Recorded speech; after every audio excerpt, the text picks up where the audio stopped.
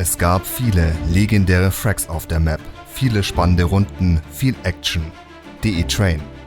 Es ist eine Map, die früher häufig bei CS-Turnieren gespielt wurde. Und manche Spieler haben sich durch ihre Frags auf DE Train unsterblich gemacht. Doch eigentlich hätte die Map ganz anders sein sollen. Geplant war sie auf fahrenden Zügen und mit einem Tunnelsystem. Heute schauen wir auf die spannende Geschichte von DE Train zurück. Ich wünsche euch viel Spaß dabei. DE Train wurde im Jahr 1999 von Christopher Meyer erstellt, Nickname Cancerboy. Der Kanadier war damals schon einige Jahre in der Gaming-Branche aktiv. Chris hatte zum Beispiel Maps für Wolfenstein, Doom, Quake und Duke Nukem 3D erschaffen. Dazu hatte er die Barking Dog Studios im kanadischen Vancouver mitgegründet und als Spielentwickler gearbeitet. Für die Beta 5.0 Version von Counter-Strike wurde das Entwicklerstudio um Hilfe gebeten, da es den CS-Schöpfern Min Lee und Chess Cliff unter die Arme greifen sollte. Die Entwickler entschlossen sich dazu, auch 2 Maps für die neue Beta-Version von Counter-Strike zu erstellen. Zum einen CS Back Alley, die allerdings zu den eher unbeliebteren Maps in CS gehören sollte, und zum anderen eine neue Bomben-Map. Chris entschloss sich dazu, eine Map rund um Züge zu erstellen. Warum? Ganz einfach, er mochte Züge. Ich mag die strategischen Elemente, die ein Zug mit sich bringt. Man kann sich unter Zügen verstecken, an der Seite entlangschleichen oder wie ein Angeber sogar auf die Züge klettern und wie eine Zielscheibe herumlaufen. Dazu kam, dass das Entwicklerstudio in Vancouver direkt neben einem großen Güterbahnhof war und Chris nahm diesen als Inspiration. Anfangs hatte er die Idee, dass seine neue Map auf fahrenden Zügen spielen sollte, ähnlich wie später DE Railroad. Chris hatte das sogar mal getestet, doch dadurch wurden aus seiner Sicht die taktischen Möglichkeiten zu stark eingeschränkt. Letztendlich entschied er sich für einen großen Bahnhof und das war schlussendlich auch die richtige Entscheidung. Beim Map-Design versuchte Chris etwas Neues zur damaligen Zeit. Viele Maps waren früher eher einfach gestaltet, mit wenigen Wegen und etlichen Actionpunkten. Chris wollte aber eine taktisch anspruchsvollere Map erstellen. Das zeigt sich auch daran, wie viele Möglichkeiten es für die Terroristen gab, auf die Bombspots zu kommen. Wer zum Beispiel den B-Spot angreifen wollte, der konnte entweder die Mitte, den Kistengang oder die Leiter nutzen.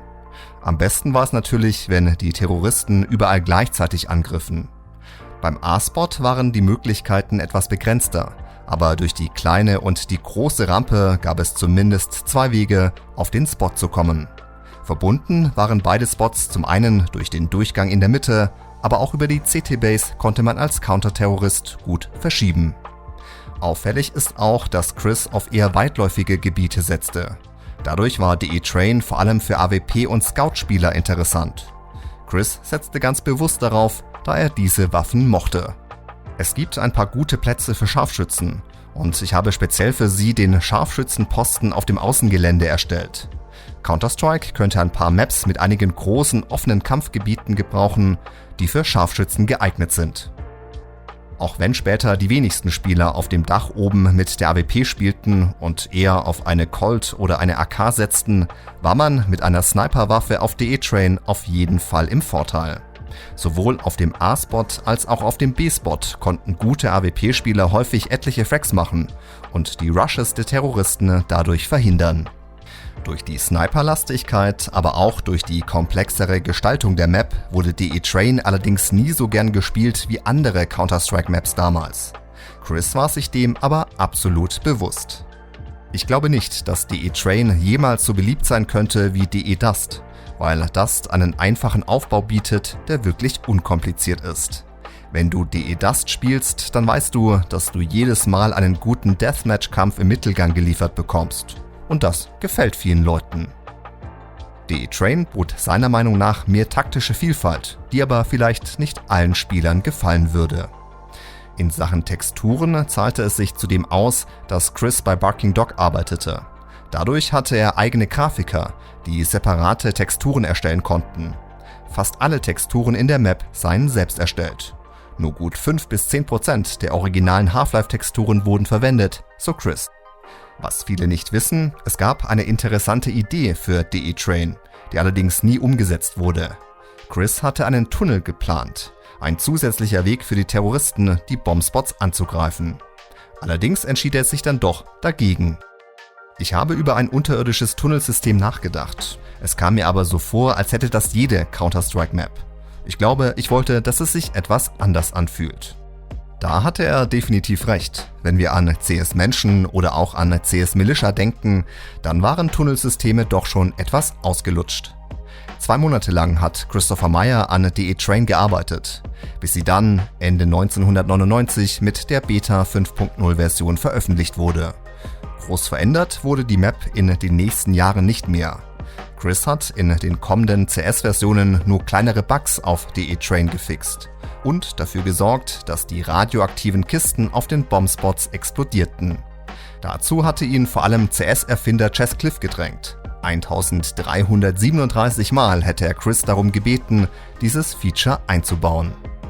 Easter Eggs gibt es auf DE Train nur wenige. Bekannt ist natürlich der Popdog hier. Wenn jemand unter den Zug schleicht, hört man Hundegebell. Popdog war der Spitzname der Barking Dog Studios. Ansonsten wird beim Benutzen der Leiter ein Flugzeugsound abgespielt. Finanziell gesehen hat sich DE Train für Chris Meyer übrigens nicht gelohnt. Er bekam kein zusätzliches Geld für die Erstellung der Map. Auch nicht, als die Counter-Strike 1.0 Version erschien, für die Valve dann Geld verlangte. Ich wurde für meine Map nicht separat bezahlt. Barking Dog wurde für den Code, die Grafik und die Maps bezahlt, die wir für die Beta 5 erstellt haben. Für die kommerzielle Veröffentlichung von CS erhielten wir keine zusätzliche Bezahlung. Für Chris war das aber auch in Ordnung. Er freute sich vor allem darüber, dass seine Map immer im offiziellen Counter-Strike Map Pool war. Auch für andere CS-Versionen wurde DE Train erstellt. Zuerst für Counter-Strike Source und später dann auch für Counter-Strike Global Offensive. Christopher Meyer hat mit DE Train auf jeden Fall eine ganz besondere Map erschaffen. Für mich als AWP-Spieler war es früher immer sehr angenehm, auf DE Train zu spielen. Ich kann aber auch verstehen, wenn jemand die Map überhaupt nicht leiden konnte. Deshalb interessiert mich jetzt eure Meinung. Wie fandet ihr früher DE Train? Ich freue mich auf eure Kommentare und verabschiede mich mit 3 Worten. Wir hören uns.